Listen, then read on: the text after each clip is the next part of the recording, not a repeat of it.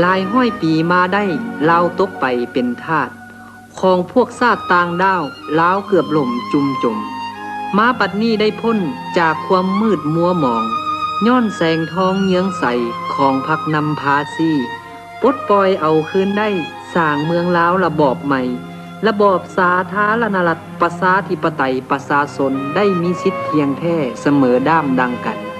ปวงชนลาวจะออกแหงปกป้องสังคมลาวยุคใหม่ไผหากม้าพามั่งจะตีให้มุนทลายแค่ใด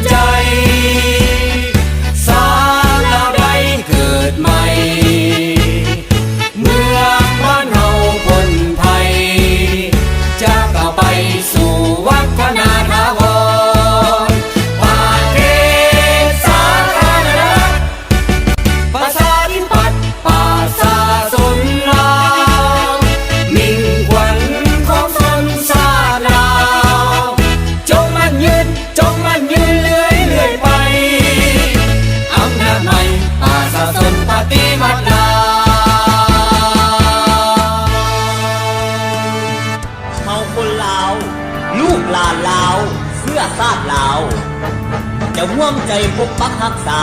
และสร้างสาพัฒนาประเทศชาติให้มีแต่ความรุ่งเรืองศรีวิไลไผหากมาเพมาจะตีให้มุนทลาย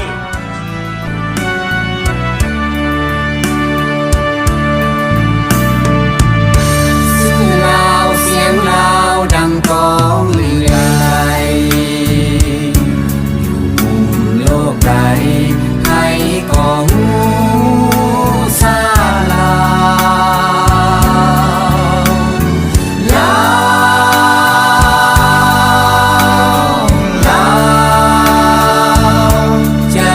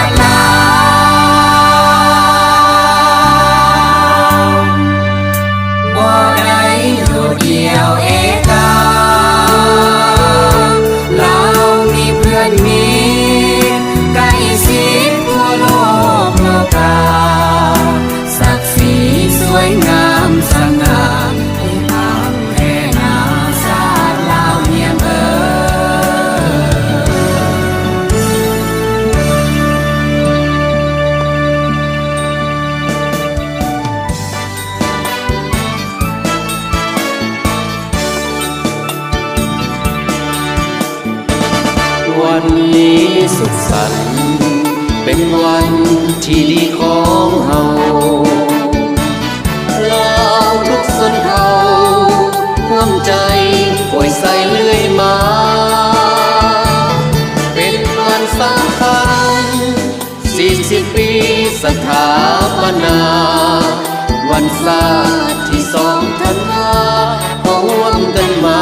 ร่วมฉลองใส่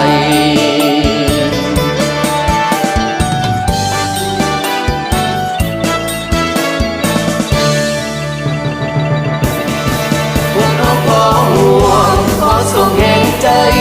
ในวันยิ่งใหญ่ของมวลสาวลาวขอให้มั่นคงยืนยงตลอดยืนยาวพวกเราสาวลาวจะเสริญสู้ตลอดไปมีเอกลักษณ์ประเทศชาติรุ่งเรืองสดสีพื้นแผ่นดินนี้เป็นของเราทุกคนร่วมกันสร้างสรรค์พัฒนาประเทศชาติของตน2 วันประวัติศาสตร์ยืนยงขอให้มันคงขอให้มันยืน